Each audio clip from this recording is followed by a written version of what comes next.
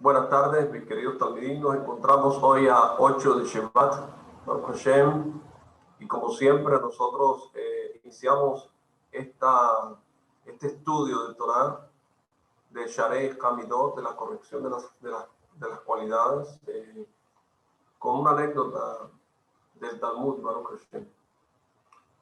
En la época de Rabbi Shmuel Bar Nachmani, una gran hambruna y una terrible epidemia hubo. Y debido a ella, la gente caía como mosca, moría. Entonces la gente le preguntó, ¿qué hacemos? ¿Pedir al Eterno que se termine estas dos calamidades? No se puede pedir dos cosas a la vez. Mejor roguemos que finalice la epidemia y el hambre ya veremos cómo la soportaremos. Y Rabbi Shmuel les dijo, mejor pidamos que termine la hambruna, porque cuando el Eterno da pan, da también vida. Baruch Hashem. Ok, nosotros iniciamos este estudio de Sharei Hamidot,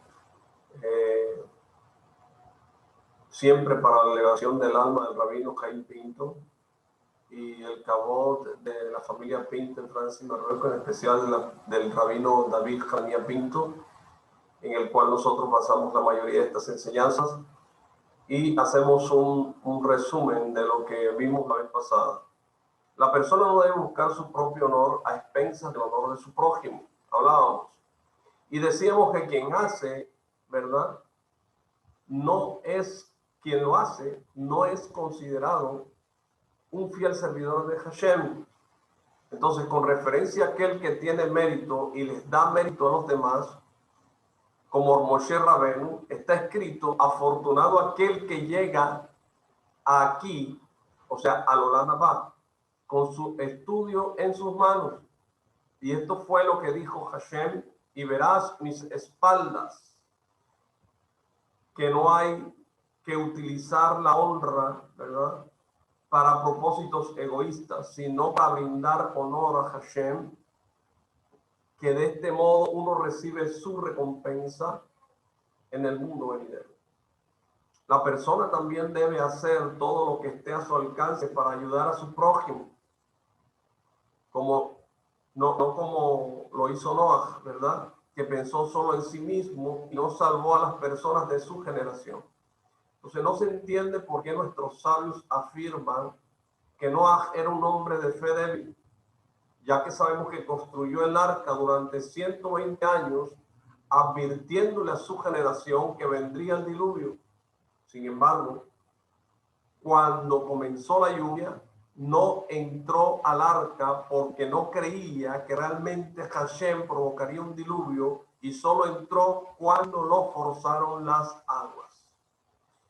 Noah fue un sadik que cuidó la santidad de su Brit Kodesh y cuidó sus ojos. Por eso halló gracia ante los ojos de Hashem. Sin embargo, falló al no salvar a su generación y no preocuparse lo necesario por el honor de los demás, afectando en consecuencia también el honor divino. O sea, la persona que se permite enojarse manifiesta que está preocupada por su propio honor y en consecuencia corre el riesgo de llegar a quejarse contra Hashem, y eso destruye su fe. Entonces, el versículo dice, cuando el hombre tiene alguna preocupación, es bueno que converse, ¿verdad?, de ella con alguien. Entonces, eso nos obliga a escuchar las preocupaciones de los demás, y cuando no lo hacemos, nosotros mismos retrasamos las bendiciones o la redención. Baruch Hashem. Entonces, los alumnos de Rabbi Akiva se amaban los unos a los otros con todo el corazón y con toda su alma.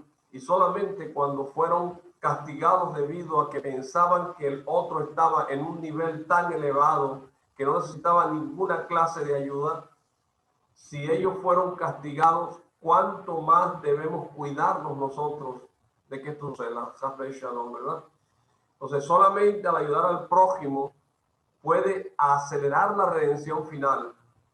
Y ese fue el error de Adán Harrison, que no reprendió a su mujer y en consecuencia él mismo terminó pecando. Esta es la lección para todas las generaciones, ¿verdad? Y tenemos la obligación de reprender al otro y también honrarlo como es debido, porque así aumenta la gloria de Hashem y su nombre es exaltado en el mundo. Vamos, Hashem. Entonces ahora iniciamos nosotros, ¿verdad? Con la segunda parte de esta, de exaltar nosotros al prójimo. Entonces debemos preocuparnos nosotros sinceramente por nuestro semejante. Y decimos que había un hombre de Ramataim Sofim, del monte de Efraín, cuyo nombre era Elcana, ¿verdad? Y tenía dos mujeres, una se llamaba Haná y la otra se llamaba Penina. Y Penina tenía hijos, pero Haná no tenía hijos. Eso está en Shmuel capítulo 1, versículo 1. Más adelante la Torah narra que Haná tuvo el mérito de tener un hijo.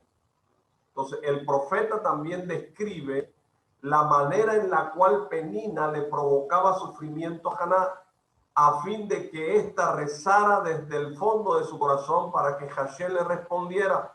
Esto está en Badrán 16a. Entonces nosotros, nuestros sabios, ¿verdad?, dan testimonio de que las intenciones de Penina eran puras, tal como está escrito en Shmuel 1, ¿verdad? Capítulo 1, versículo 6. Y su rival la provocaba con saña para exasperarla, porque Hashem había cerrado su matriz.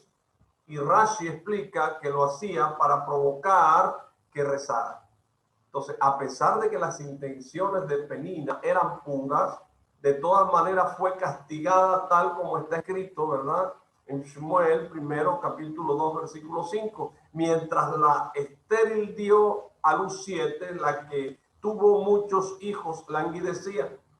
El Midrash cuenta que por cada hijo que Haná daba a luz, Penina enterraba a dos de sus hijos, hasta que Haná dio a luz a 4 hijos y Penina sepultó a 8.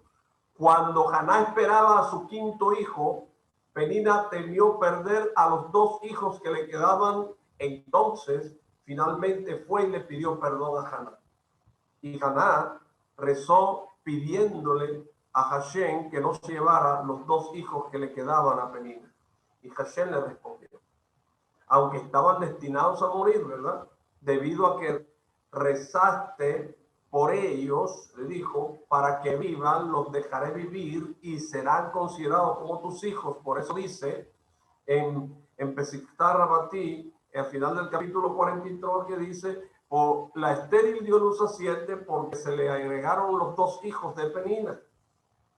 Entonces, ¿por qué Penina recibió un castigo tan severo? Después de todo, ella actuó teniendo en cuenta lo que sería mejor para Haná. Entonces, la explicación es la siguiente. El versículo dice que cuando el Cohen Gadol, Elí, vio a Haná rezando, pensó que se trataba de una mujer ebria, ¿verdad? Y Elí le preguntó, ¿cuánto tiempo más seguirás ebria? Aléjate del vino. Y Haná le respondió, no, Señor, yo soy una mujer apesadumbrada, no bebí vino ni ninguna otra bebida fuerte, como está en Shmuel 1, 13 al 16. Y Rashi interpreta las palabras, no, Señor, ¿cómo? Tú no eres Señor ni amo con respecto a esto.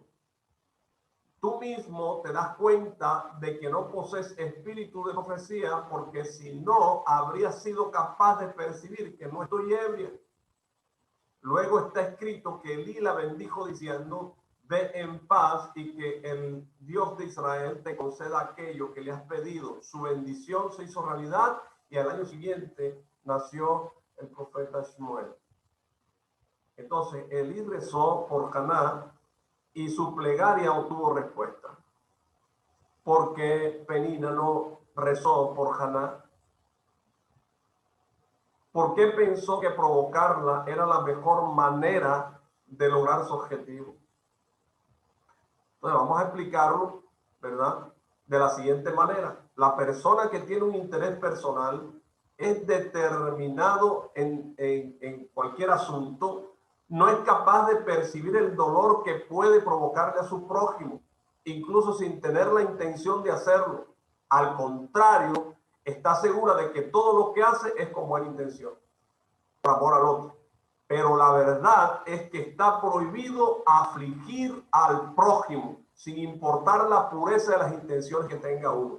Entonces, ¿por qué? Porque únicamente Hashem y los tzadikim más grandes son capaces de presentarle una prueba a la persona, y solo ellos son capaces de saber hasta qué punto pueden causarle pena, para que la persona sola obtenga provecho de esa pena y para que no sufra ningún daño por su causa.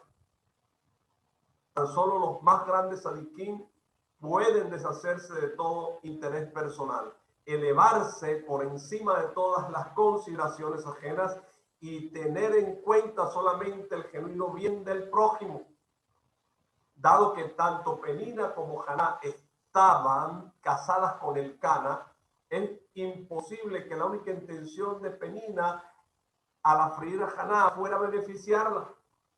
El Radak, en Shemuel capítulo 1, Shemuel 1, capítulo 1 al versículo 6, el Radak hace un comentario y dice que cuando un hombre está casado con dos mujeres, estas se denominan rivales, a pesar de que Penina pensó que estaba actuando correctamente. El hecho de que Hashem la castigara es una señal que cuando la afligía sentía cierto placer personal, tal como está escrito en Shmuel 1, capítulo 16, versículo 7, que dice: Hashem mira el corazón. Penina debería haber comprendido que tenía intereses mezclados y evitar provocar sufrimiento a Haná, como dicen los sabios en el Tratado de Lubin 100a. Es preferible que te sientes, es preferible que te sientes y no hagas nada en vez de afligir a Haná para provocar que rezara con más fuerza. Penina debería haber rezado por ella sin que Haná notara, ¿verdad? Penina fue castigada por la manera en la cual decidió actuar. Entonces, en este sentido, el profeta menciona a Haná antes que a Penina. La primera se llamaba Haná y la segunda se llamaba Penina. Esto significa que el Cana amaba más a Haná. Y a pesar de que era estéril, obviamente Penina lo sabía y por eso era casi imposible que pudiera actuar puramente por amor al cielo. Entonces, el Cana le dijo a Haná: para ti yo valgo más que 10 hijos, es decir, yo te causaré más bien a ti que a Penina, que tiene 10 hijos. Entonces, bajo estas circunstancias, Penina seguramente sintió algún grado de placer al provocar a Haná, a pesar de pensar que actuaba en su beneficio. Entonces, encontramos que exactamente lo contrario ocurrió en la relación entre Raquel y Lea, ¿verdad? Ambas estaban casadas con Jacob, mientras que Lea tuvo muchos hijos, Raquel no quedaba embarazada. Sin embargo, cada una buscó el bien de la otra. A pesar de que Lea se había casado primero con Jacob, gracias a que Raquel no quiso avergonzarla, ella no trató a Raquel como su rival. A pesar de que Raquel era estéril, Lea nunca la provocó para que rezara. Entonces también Raquel actuó con amor y consideración cuando le pidió a Lea las mandrágoras, los dudaim, ¿verdad?, que le había llevado Rubén. Entonces Lea aceptó dárselas, pero Raquel sabía que Lea se sentía molesta y por eso cambió lo permitido a Lea estar esa noche con Jacob. Entonces, esa noche Lea tuvo el mérito de concebir a Isahar. Esto muestra que Raquel verdaderamente se preocupaba por el bienestar de Lea, ya que deseó que Lea pudiera quedar embarazada esa noche. Entonces también vemos la rectitud, ¿verdad?, de Lea al evitar provocarle dolor a Raquel. Si Lea le hubiera dado sin ninguna condición los dudaim a Raquel, entonces eso había sido una adulación a Raquel, que era la esposa preferida de Jacob. Entonces Lea manifestó su molestia porque Rachel no solo le había quitado a su esposo, sino que también quería sacarle a Judahim. Entonces, a pesar de que por una parte Lea manifestó disgusto hacia Raquel, de todas maneras, nunca le provocó dolor y, por cierto, rezó pidiendo que quedara embarazada. Entonces, mi querido Talmidim, precisamente en Rosh Hashanah leemos en la Haftarah este episodio, ¿verdad? Dice el Rambán en el Ilhot Tefilá 13:10.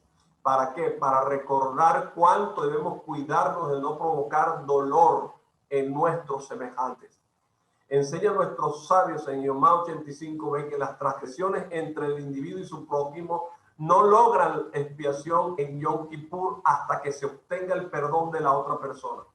¿Esto qué significa? Esto se aplica incluso a aquello que uno hizo supuestamente para beneficio del otro. Pero debido a que contaba con una pizca de interés personal, terminó provocando un daño al otro. Eso es algo que Yom Kippur no expía y el castigo es gravísimo, como vimos en el caso de Penina. Por eso, el único pecado que no perdona Hashem es tiene que ir uno directamente a la persona que agravió, y por eso es tan difícil reconocer el error frente a aquella persona. No solo está prohibido afligir al prójimo, sino si uno tiene algún interés personal en el asunto, sino que también está causando una transgresión si le da un consejo no tan bueno. ¿Por qué? Porque él mismo tiene interés en el tema. En ese caso, el castigo es gravísimo, tal como explica el Ranjal en Mesilaj Yesharim, capítulo 11, que dice, en lo que se refiere a dar consejos, dice en Torah Kohanim, Baikra 19:14, delante del ciego no pondrás obstáculos. ¿A qué se refiere esto? Se refiere a aquel que es ignorante en cierto tema, ¿verdad? Si te pide un consejo, no le recomiendes algo que no es bueno para él. Por ejemplo, no le digas, vende tu campo o compra un burro para ir después por atrás y quedarte tú en el campo. Y si dices, pero yo le di un buen consejo, Hashem sabe cuál fue tu verdadera intención, tal como está escrito en Baikra 19:14, y temerás a tu Dios. El Mesilaj también enseña que siempre debemos ser honestos al brindar consejo a otra persona, incluso cuando tenemos intereses personales en el asunto. La Torá entendió la manera en la cual, ¿verdad?, piensan los estafadores. El versículo no se refiere a personas tontas cuyo mal consejo es evidente, sino a aquellos astutos cuyo consejo parece tener la intención de favorecer al otro, pero finalmente terminan haciéndole daño. Entonces, ¿cuánta gente comete este pecado en forma diaria y se deja descarriar por la avaricia y el deseo irrefrenable de obtener más y más riquezas? La gravedad de su pecado ya está explícita en el versículo en Nebarim, capítulo 27 y 18, que dice, maldito sea el que haga extraviar al ciego en el camino. En el segundo día de Rosh Hashanah, nosotros leemos la Haftarah de la Akedah, ¿verdad? Y el Rambán en el Ilhot Tefilá, capítulo 13, alajá 10, el versículo dice en Bereshit 22:4, y vio el lugar desde lejos. Entonces nuestros sabios explican en Bereshit Rabá 56:2 que Abraham vio una nube sobre la montaña. Isaac también la veía, pero Ismael y Eliezer no la veían. Y Abraham les dijo, dado que el burro no ve y ustedes tampoco ven, quédense aquí con el burro. Dicen los sabios que el pueblo de Ismael es comparado con un burro. ¿Por qué? Porque Abraham no permitió que Ismael y Eliezer subieran con él a la montaña. ¿Qué importa que no pudieran ver la nube, que era una manifestación de la Shekhinah? Al final de cuentas, habían llegado con Abraham hasta ese punto, a pesar de parecerse al burro, también ellos habían superado todas las pruebas que se les presentó el Satán en el camino, tal como está escrito en el Yalkut Shimon, Bereshit 2:47-99. que el Satán había formado un enorme río para detenerlos, ¿verdad? Entonces, ¿qué problema había en que ellos lo ayudaran a preparar la Akedah? Entonces, por el contrario, serían testigos del enorme sacrificio de Abraham por cumplir con la voluntad de Hashem, y eso sería un enorme Kiddush Hashem, santificación del nombre divino. Entonces, podemos explicarlo de la siguiente manera. El hecho de que Ismael y Eliezer no pudieran ver la Shejina, pero que Isaac sí la viera, les provocó sufrimiento. Además, cuando vieran la grandeza de Isaac a la hora de la Akedah, aumentaría enormemente la pena de ambos por no lograr llegar a tal elevación. Probablemente en el momento de la Akedah, Isaac vería muchas otras revelaciones que ellos serían incapaces de ver, ¿verdad? Entonces, además, Abraham temía que la integridad de Isaac fuera dañada si precisamente en el momento de la Akedah él veía frente a sus ojos a personas inferiores a él. Entonces, eso podía que provocar un leve sentimiento de orgullo por sus propios logros espirituales. Si bien es bueno sentir orgullo por los logros espirituales, si en ese momento Isaac llegaba a sentir el mismo interés personal, eso afectaría la integridad de la Akedah. Por eso, nuestro patriarca Abraham prefirió dejarlos atrás.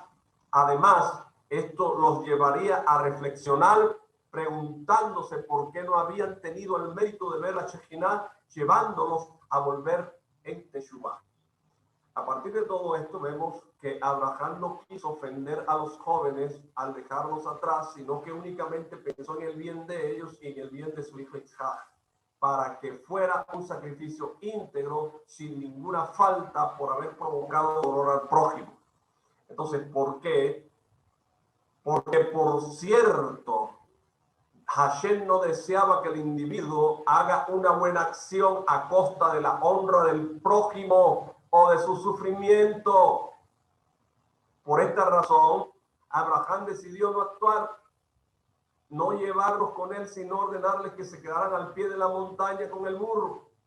Esto implicaba que así como el burro no se ofende si se queda aquí, así tampoco ustedes tienen que ofenderse por el hecho de que yo los deje aquí y no poder presenciar el sacrificio de Isaac.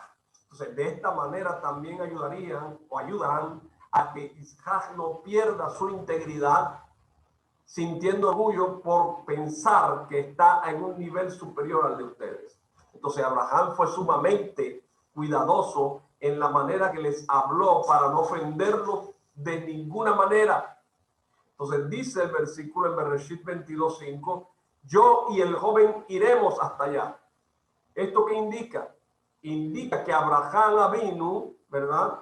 E Isaac Avinu tuvieron el mérito de elevarse espiritualmente porque Abraham habló con palabras amables para no ofender a Ismael y a Eliezer.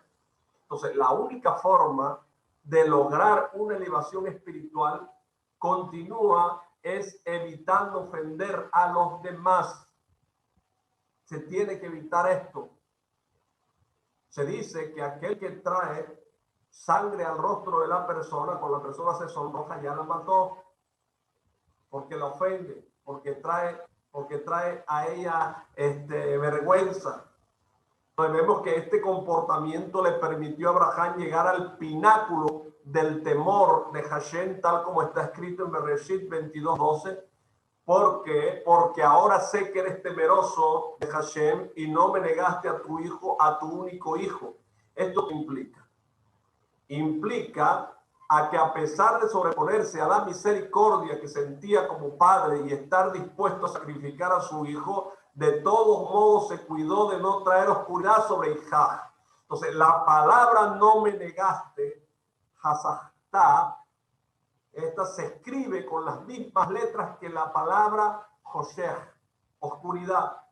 Entonces, si Isaac hubiera sentido, aunque sea una pizca de orgullo a causa de la presencia de Ismael y de Eliezer, al comprender que solo él vio la Shejinah y que él fue el elegido para la Akedah, para el sacrificio, entonces no habría alcanzado la perfección espiritual, necesaria para la edad.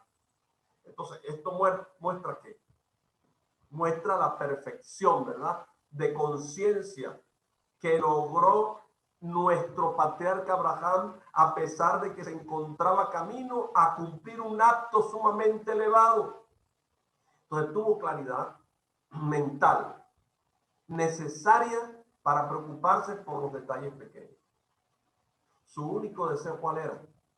Era cumplir con la voluntad de Hashem de manera perfecta, porque el Sadik siempre cumple mitzvah perfectamente. Les gusta cumplirla de la manera perfecta. Entonces, sacrificando a su hijo en la forma de vida para que el sacrificio hallara gracia a los ojos de Hashem desde el principio hasta el fin. Entonces, de esta manera, el Satán no podría argumentar que la quedad se llevó a cabo a costa de la autoestima de otras personas. Entonces, esto es un concepto sumamente profundo, ¿verdad?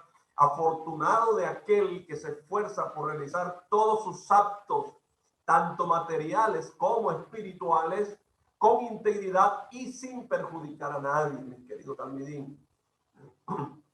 Entonces, por esta misma razón, la Torá dice en Shemot 20:23, y no ascenderás por escalones a mi altar. Es decir, que el individuo debe tener mucho cuidado de no ofrendar sacrificios que contengan siquiera una pizca de escalones, o sea, de orgullo o interés personal. A veces nosotros vemos que dos personas se pelean, ¿verdad? Y estas personas que se pelean, y para reforzar su postura aseguran que se enfrentan en nombre de la Torá, y cada uno asegura que lo único que tiene en mente es proteger el honor de la Torá, cuando en realidad lo que desean es proteger sus propios intereses. Y eso lo vemos mucho en el campo judío, ¿verdad? Entonces, no es difícil distinguir entre una discusión que tiene motivos puros y otra que no lo tiene. La persona que verdaderamente tiene intenciones puras se comporta con moderación, utilizando la lógica para defender su postura y siendo cuidadosa de no ofender ni insultar a nadie, que es algo que la Torá prohíbe. Como dicen los sabios en Coelec 9:17, las palabras calmas del sabio son escuchadas. Pero, mis queridos también, si la discusión provocara daño a alguna persona y el instigador tiene algún interés personal, tanto financiero como de cualquier otra índole, entonces eso es señal de que se trata de una disputa que no es por amor al cielo. Muchas veces, ¿verdad? Hay una historia acá del Rab Pinto que cuenta que él le tocó arbitrar en desacuerdos en los cuales habían partes, estudiosos de Torah que estaban en desacuerdo, ¿verdad? Y las partes utilizaban citas de la Torah para apoyar su postura, cuando en verdad solo era una treta para poder ganar más dinero de una manera kasher. Entonces, sin ninguna duda, este no es el camino de la Torah, mis queridos amigos, y Hashem no perdona todo ese lashon hara. Entonces, nuestros sabios nos dieron una señal para diferenciar entre estas dos clases de disputas. Toda disputa que es por amor al cielo tendrá un resultado constructivo, pero aquella que no es por amor al cielo no tendrá resultado constructivo. ¿Qué clase de disputa fue por amor al cielo? La de Hillel y Shammai. ¿Y qué clase de disputa no fue por amor al cielo? La de Korah y sus seguidores. Si las personas que discuten fuera del tema o el objeto por el cual están disputando son grandes amigos, tal como Hillel y Shammai, que se respetaban y se honraban mutuamente, esto es una señal de que la disputa es en nombre del cielo. Pero si las dos partes son enemigas y se odian el uno al otro, como en el caso de Korah, que está dispuesto a apedrear a Moshe, entonces esa disputa no es por amor al cielo. Y el Satán es aquel que los empuja a pelearse. Esto es en verdad en todos los casos. Entonces explica, ¿verdad? Se explica entonces por qué Penina fue castigada. A pesar de que ella estaba segura de que actuaba por amor al cielo, Penina afligía a Haná y ésta no podía responderle, sino que se quedaba callada, y no solamente sino que lloraba dentro del corazón. Entonces ella no podía responder ni explicar por qué razón no podía concebir. Es obvio, ¿verdad?, que no se trataba en absoluto de una disputa por amor al cielo, porque había una sola parte. Penina afligía a Haná, pero ésta no le respondía. Entonces, en efecto, se trataba de una disputa que no era por amor al cielo y que no podía tener un resultado constructivo. El castigo de Penina prueba su error. Solo por el mérito de Haná vivieron los dos hijos restantes de Penina. Por de esto que aprendemos la importancia de cuidar el shalom, la paz y las buenas relaciones en todo momento, y no tratar de lograr nuestros objetivos provocando dolor a los demás.